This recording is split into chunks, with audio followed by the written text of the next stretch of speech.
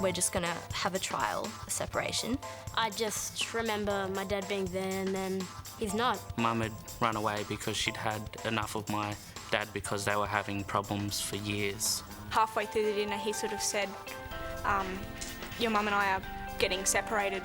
It's like, grow up. You shared a bed and a house and everything with this person, and now you can't face them at all. It's like, come on. And now, the presenter of Insight, Jenny Brockie. Hi and welcome. Tonight, something a bit different. When you hear about divorce and separation, it's nearly always from an adult. Psychologists, researchers, parents regularly talk about the effect it has on kids. But how often do we hear from the kids themselves? Tonight, it's no parents allowed, as under-20s have their say about parents breaking up. Welcome, everyone. It's really great to have you all here tonight. Rachel, I want to start with you. You were a toddler when your parents separated. Let's have a look at what you remember. In the driveway behind me, there's me and my father and my mum. We were standing in the driveway against the cars and we were drinking milk out of a coconut. And after we finished that, which was quite disgusting, he pulled out of the driveway and went off to my grandpa's house. As soon as he pulled out, my new stepfather, my mum's new husband, pulled in from around the corner as soon as my dad pulled out. And yeah, that's how the story goes. Rachel, you were only 3 when that happened. I'm surprised that you remember anything at all from when you were 3. What sense did you make of what was going on? I remember myself crying and running inside to my room, but that's about it. And did your stepdad move in that day? Yeah, he was waiting at the park just across the road. So Dad drove out, stepdad drove in? Yep. Yeah, and your life changed a lot then, from then on? You could say that. A fair bit. John, you're from country Victoria. You were just 11 when your parents split up. Let's hear how you found out. Me and my brothers and sisters were walking home from school, which was about 200 to 300 metres down the road from where we lived. And when we were walking home, we were all enjoying ourselves. Like, me and my brother used to try and race each other home, so he would get there first. And I beat him that day and walked in the front door to discover Mum and Dad were having a bit of a feud. And I kind of was like a bit stunned and like, whoa, what's going on here? But yeah, that was basically when we figured out that Mum and Dad were basically splitting up and going their own ways. What I remember the most is walking him out from the backyard. We walked around the corner to the side gate next to a shed.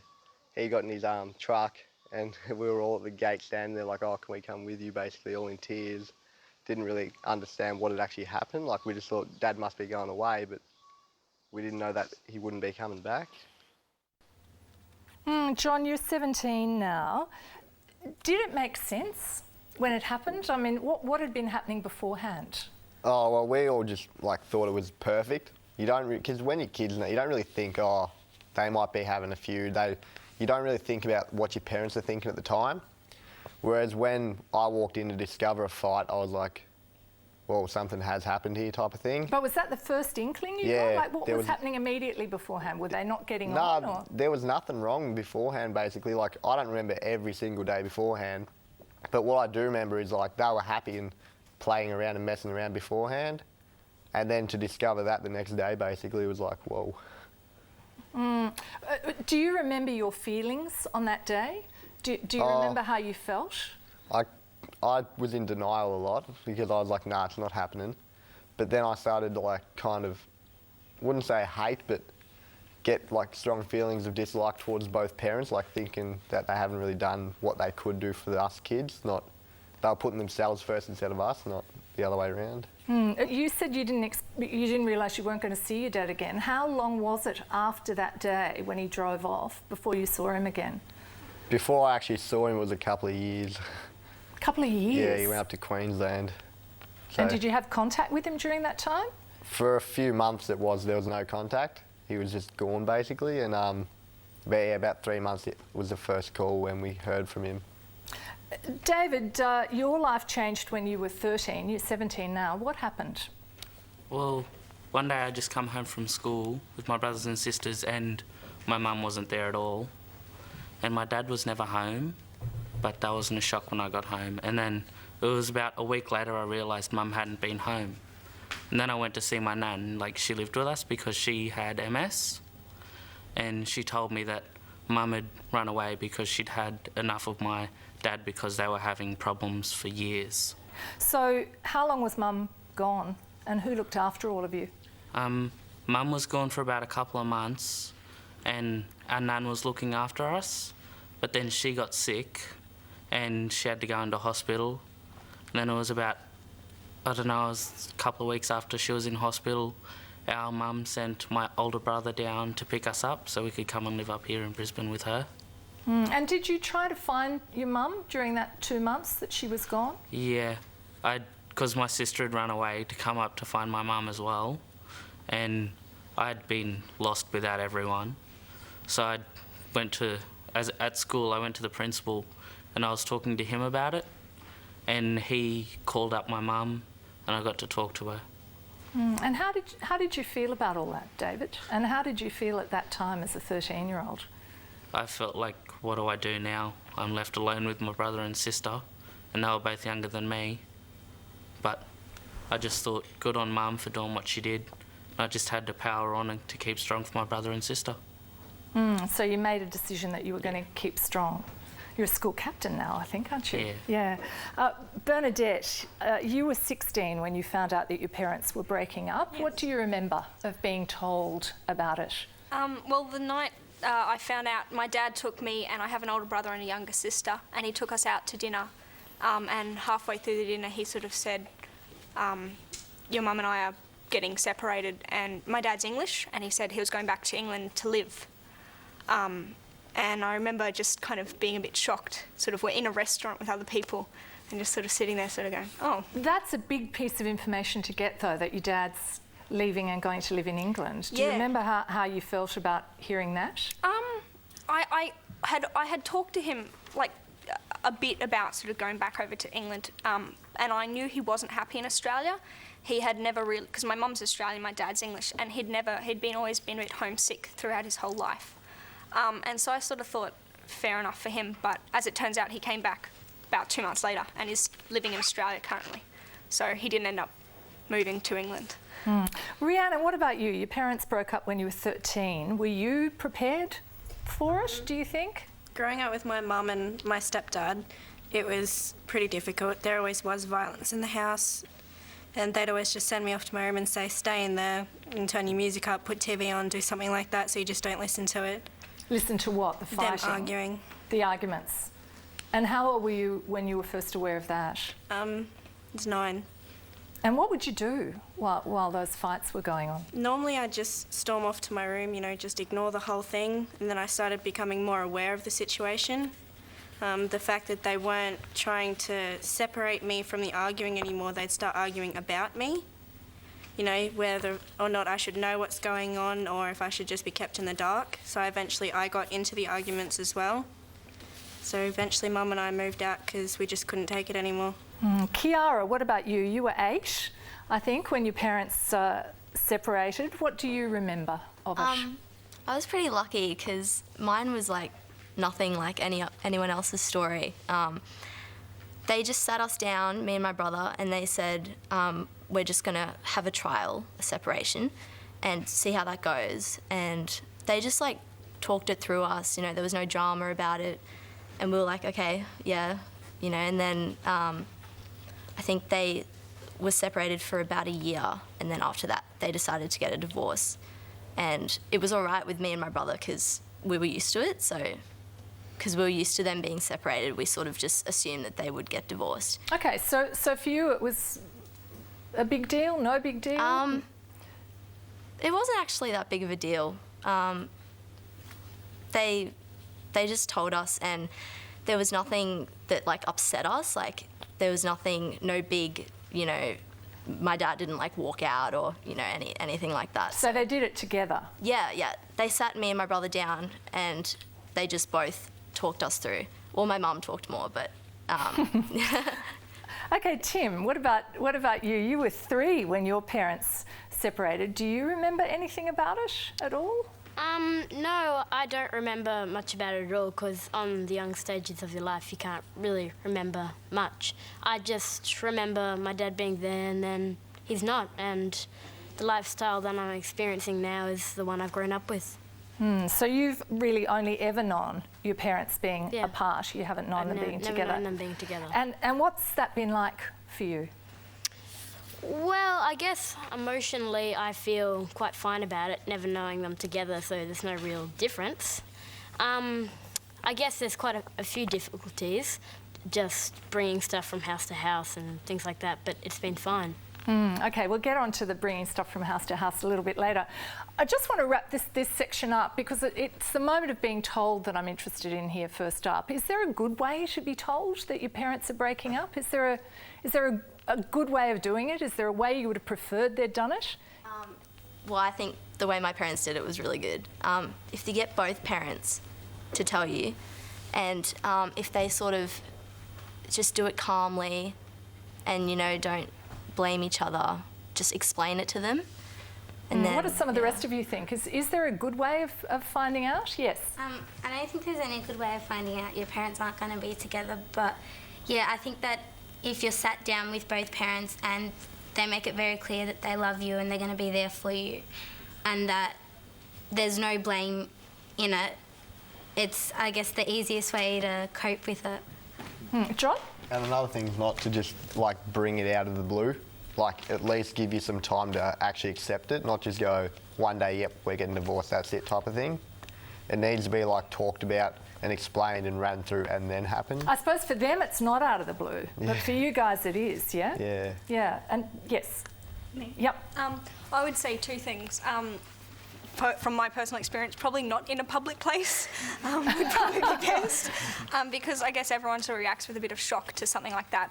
And I think... So you wouldn't have picked the restaurant? No, I wouldn't have picked the restaurant. No, you wouldn't have picked the restaurant, okay. But also, I'd say I think adults should give kids a lot more... that kids are a lot smarter than adults give a lot of them credit for, and a lot of people can, like I know I had sort of seen it coming, and I think if parents are a lot more open about it and honest about it, it's a lot easier for the children to deal with if they're, like, they put on the table and say, look, do you have any questions? I think most children are fairly clued up. Yes, sorry. I think the point that sorry, I don't know your name, but I think that point is really, really crucial because my parents, I was really little when my parents divorced, but having seen other friends go through it at this, like in an age when they're aware of it, the idea that they try to hide stuff from us, you're in the same house as them, you breathe the same air, you eat the same food, the idea that they can hide what's going on in their relationship. I know that I could never hide what's going on between me and my sister, and yet parents seem to think that, oh no, because the kids are little, they're not going to understand it. You may as well just be honest and upfront. Well, this is interesting because there are two different points of view here. Because John's saying he had no idea, so not obviously some parents do hide it very well. Yeah, John. Yeah, Yes. because you're not always like, if you're like me and come from a big family, you're not always constantly talking to your parents and things. Like, you might live your own little life and they might live their life type of thing. You don't really try to include each other sometimes. What do the rest of you think about that? I Yep. think that it's quite ridiculous that parents think they can shelter us because, like Bernadette said, we are a lot more clued up than adults give us credit for, even at a young age. So it's just pointless trying to hide it from us when you're going to have to tell us eventually anyway. Well, coming up, how it feels when your parents can't stand each other, or fight, or both. That's next on Insight. At last, unprecedented access to the ruling family of the most secretive kingdom on earth. Prince Saud bin Abdul Mohsen, Governor of Hail. We have nothing to hide. People can be executed for drug trafficking, murder, rape, and in extreme cases, adultery and practicing homosexuality. We have shortcomings just like any other nations. But since 9/11, and with a new king on the throne, things have changed. Inside the Saudi kingdom, tonight, 7:30. The 11th of the 11th, 49, Armistice Day, the hanging of Ned Kelly, and the day the Shineskis arrived in Australia. You can't look back and wonder what if. Australia had it all. and it still has it all. Australia is a nation of immigrants. To celebrate their journeys, we're building the Immigration Bridge in Canberra. We're inviting you to engrave your family's arrival to Australia on the history handrail. To find out more, visit immigrationbridge.com.au. La Dieci for the children. The world is switching to digital TV, and so is Australia. So to keep watching free-to-air shows, you need to get ready. If you've got an analogue TV, all you need to do is connect it to a set-top box. Or you can get a digital-ready TV. If you're buying a set-top box or new TV, these government labels will help you. With digital TV, most people will get a clearer picture, better sound and more channels. Analogue TV signals will be gradually phased out across Australia between 2010 and 2013. But don't wait till then. Switch now and enjoy digital TV straight away. To find out how to get ready, visit the website or call 1800 20 10 13. Authorised by the Australian Government, Canberra.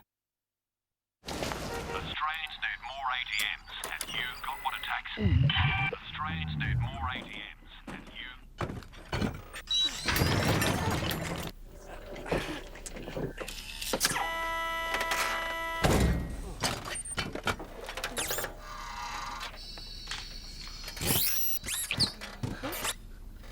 ANZ is putting on even more ATMs in more convenient places. Worried about hair loss? Guys and girls, worry no more. The Limo Hair Laser Starter Kit is here to help. You've got nothing to lose and a whole head of thicker, healthier looking hair to gain. Call us on 18000 Limo or log on to limo.com.au. Limo, hair homegrown. Tonight it's Kids Only on Insight, talking about separation and divorce. And Sarah, I think we'd like to hear from you about an event that happened 6 or 7 years after your parents split up and that had a very big impact on you. Let's have a look. Well, I can remember this front yard was probably the last place my parents actually had a conversation. It was more of an argument, but yeah, it was the last place that they talked, which was like 7 or 8 years ago, and I was probably about 6 or 7, and they had like a flaming argument right in this front yard. As I think the story was, like, my dad was picking me and my brothers up to go stay at his place for a few days. I have no idea what the argument was about, but after that my mum refused to speak to my dad, and that has been the case ever since. So it was quite a monumental day. Sarah, 8 years of not talking. Yeah. Do they communicate at all with one another? They occasionally write each other letters, but usually it's like, tell your dad, yada, yada, yada, or tell your mum, yada, yada, yada. And so it's a bit difficult because it's like, because then you say, all right, dad said this, and then mum might get angry, and then it's like, well, I'm just the messenger. And then mum would often write letters and dad wouldn't reply, or like dad would write a letter and mum wouldn't reply, and it'd take like 3 weeks for some like small issue to be resolved where you could have just like had a phone call. So what sort of messages do they relay through you? About anything really. Like sometimes, often it was about finance and like child support, and oh my God, it's so not worth it. It's like, yeah. And, what's it like for you, being the messenger? You describe yourself as the messenger. What's that like? What does it feel like? It's annoying because you kind of feel like you're being used as the messenger, like, oh, I'm just the human telephone or something. And it's kind of difficult. Often, like, I would get a message wrong or something, or like, yeah, I'm pretty sure that's what she said, or like, I wouldn't get the words exactly right, and then, I don't know, and then so you can get like all like cross-communication. You can get into all kinds of trouble, being in the middle. Does anyone else feel like a messenger? Hands going up everywhere, yes. Well, my parents do talk, but sometimes, like, I have to, like, notes or something, and I get them wrong, and then they get in late, and like my dad says, oh, take this to your mum's house, she can do this one. And then my mum says, oh, hasn't your dad filled this one out yet? I'm like, I get some things wrong that they tell me, and then they get mad at each other, and it's like all my fault, so I feel bad sometimes. So that makes you feel like it's your fault? Because like sometimes it's just little things like tell dad that I'm picking up early, something like that. And then I forget to tell my dad, or I tell him the wrong time or something, and then my mum comes and he gets angry at her. And so what do you want parents to do? in that situation? What would you like your parents to do? Well, I think they should just talk to each other because it's probably better that they talk instead of us. Because if you get it wrong, then they don't get mad at you, and then you feel bad for it. Lynn? Yep. Well, I think for me that never really happened. My parents sort of went through the phase where they wanted me to be the messenger, where they'd be like, oh, tell your mum this, tell your dad this. But for me, I always pretty much told them to either man up or grow up. They used to always tell my brother and myself not to, you know, play trivial games or do this, do that. So if they could tell us to do something like that, they should also be able to pass along their own messages. That way, if they screw up, then it's their problem. It's not blamed back on the kids. And how did they react to you doing that? I think it was sort of like a slap in the face, like, not literally, but for them it was reality. So I think it was good because from that point on, I never really got the, can you tell your mum this? Other than the occasional, oh, I can't pick you up till 7 or something, when it became necessary rather than just some stupid game. Has anyone else had to get tough with their parents about this sort of, oh, hands up everywhere, yes, over here, yep. Well, it was 7 years ago that my mum and dad split up, and it was just, my dad left to South America. Haven't spoken to him for 6 years. And the first week that they split up, you know, mum was like, tell your dad this, tell your mum that.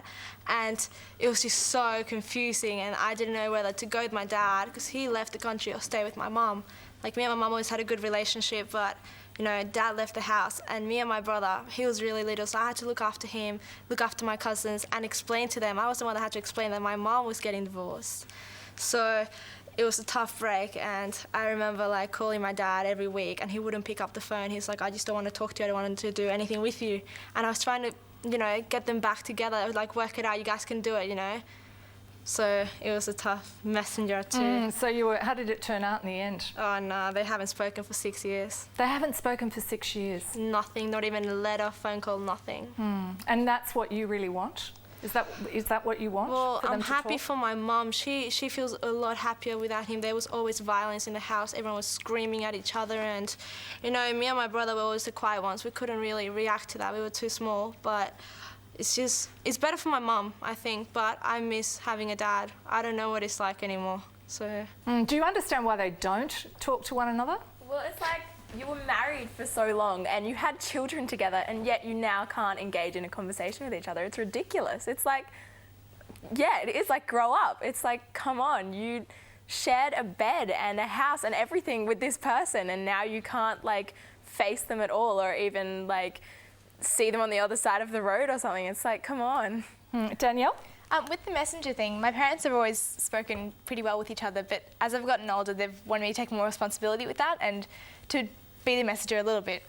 But I'm so reluctant to because it's a really hard job, as everyone has been saying. So, yeah, it's so much easier. So how do you get out talk. of it, Danielle?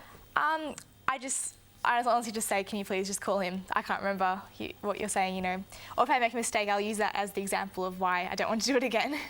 Yeah. Yeah, Ava, what did you want to say? I agree. I think that if you can get married to this person and see yourself living with them for the rest of their lives, and they should just get over it and talk to each other.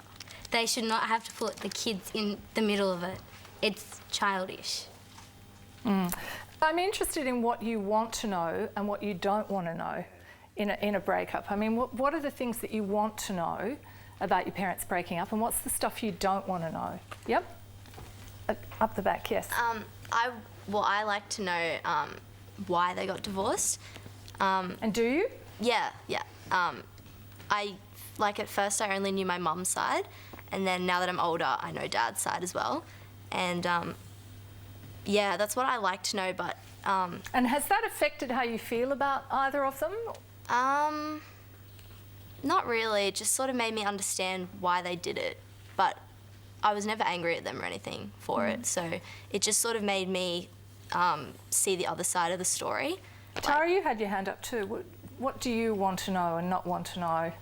Well, I think you want to know as much as you can, but you don't want to know if they've been if your dad's been abusing your mum or something. You don't want to know if they've been really hurting each other, but you do want to know as much information as you can, and that you want them to tell you stuff that's what's happening, not just go ahead and do it. Yes. Yep.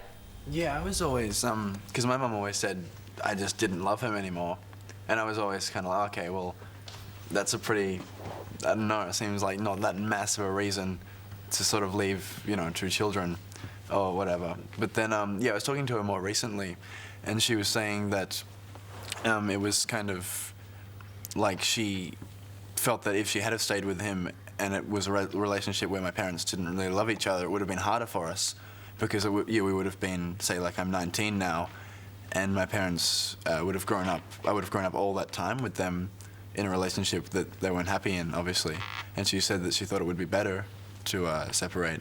And I sort of saw the point in that, and yeah, no. Up until then, I thought that it wasn't that good a reason. But yeah, I sort of saw a point more. So. Hannah, what about you? Your parents separated when you were 4. What's your relationship like with both of them now? I live with my mother, and so that's all right. I have a great relationship with her. My dad, on the other hand, he lives in Brisbane. We live here, and he, for like the last couple of years, he hasn't really like had anything to do with us. That's sort of because of me and my brother, because we stopped going up and seeing him. But that was because of the way he acted. Like he stopped paying child support a couple of years ago when we moved to Sydney, and yeah, and I don't know, I'm not very happy with my dad. So what would you like him to do? I don't really care anymore whether he does pay attention to us or not. So you feel quite disconnected now? Yeah. Aoife, what about you? You didn't see your father for 8 years, I think, after your parents separated. Then you went to see him in London when you were 12. Can you tell me what it was like when you first saw him again after all that time? I was in shock. I was speechless, and I remember the first day I got there, I didn't look or talk to him or even acknowledge he was there for like the first 24 hours. I was disgusted and annoyed and angry and wanted revenge, and I was overwhelmed with emotion. It was different. And so what happened? How did you work through that? Did you work through any of that? Mum locked me and Dad in a room and kind of said, sort it out, this is stupid. You've been here for a week and you guys aren't talking. He's your dad. Did she literally lock you in a room with him? Well, she came in the room with us and she kind of pretty much locked the door and said, we're not leaving till you sort it out. And so we did, and now it's great, and I talk to him 2 or 3 times a week, and I see him once a year, and yeah. Let's talk about a few practical things. Danielle, I know that you're quite happy with your new life in general, and I know there are little things that you want to talk about as well, but let's have a look at what you do every week. I was about 8 years old when my parents separated, and ever since then, without fail, it's been every week changing, every Friday. When I'm here at my dad's house, I'm with my dad, my stepmom, and my sister, and then every Friday we'll say go to my mum's house, and there'll be my mum, my stepdad Wayne, and my little brother Tyson. These are my favourite clothes, the ones I'll take to mum's house. It's a bit stressful when I have homework and things having to pack to go to the next house, and I pack a lot of bags and have to think about what I have to take. Usually I just relax on a Friday evening because I have the whole weekend to do homework and things like that. Catch up with my little brother who misses me very much, and just speak with my stepmom and my dad and my mum. When I went to France on exchange last year, it was funny because I packed a suitcase and I took it over. Then they asked me to unpack it when I got there. I unpacked it a little bit, but I didn't unpack it all. And they asked me, why didn't you unpack it all? We asked you to. And I realised that I never fully unpacked everything that I had since my parents had separated, since I was 8, and had more or less been living out of a bag for those 8 or so years. Danielle, what's it like moving between 2 worlds like that? And I'm sure a lot of you relate to this. What's it like? It can be disruptive if it's irregular. It's not too bad because I'm really constant every week. But definitely with the routine, like stacking the dishwasher, like knowing where cups are and things, I get thrown sometimes. Tim, what about you? You spend a couple of nights a week at Dad's and the rest of the time at Mum's. What's that like? How's that? Well, you forget a lot of things you need the next day, and it takes a long time to adjust to the routine. I guess we've gone through quite a few ways of remembering stuff like schedules and diaries, but nothing really seems to have worked. And what don't you like about moving? I know there are some things you don't like. You've got a puppy, yeah? Yeah, I've got, I like animals, particularly dogs. I've got some at both houses.